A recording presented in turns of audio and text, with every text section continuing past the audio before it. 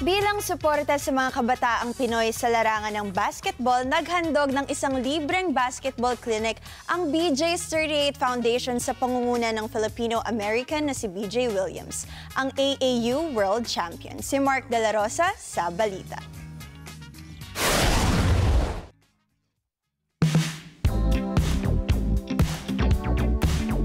Isang slam dunk na selebrasyon ang isinagawa sa Ruñez Covered Court sa Tala, Caloocan City para sa grand reveal ng bagong gawang basketball court na hatid ng BJ's 38 Foundation sa pangunguna ni BJ Williams, isang Filipino-American AAU World Champion.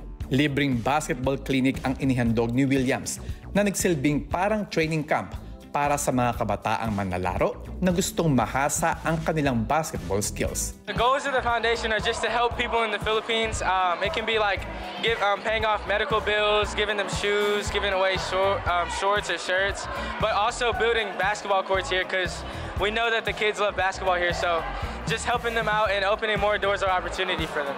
Pinangalanang Court 38, ang bagong gawang basketball court ng founder ng BJ's 38 Foundation. Pero ano nga ba ang espesyal sa numerong 38 sa buhay ni BJ? I started the foundation because of my little brother Macario, who's missing 38% of his brain. He was really sick as a baby, and my mom here made a medicine that cured him forever.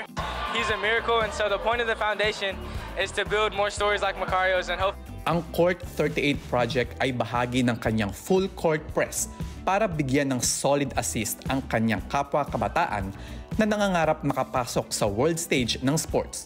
Sumuporta rin sa event ang mga maituturing na MVPs sa grassroots basketball at nagpahayag ng buong suporta para sa pagpapalakas ng basketball sa lungsod ng Caloocan. It's just so amazing. We want to be able to do this more.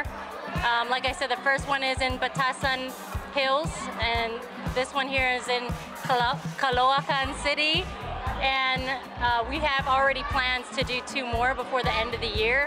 Sa bawat court na kanilang naipapaayos, layunin ni BJ Williams na maipasa ang bola ng pag-asa at pagkakataon sa susunod na mga atletang Pinoy. Mark De La Rosa para sa mata ng Agila. Matatag, matapang, matapat.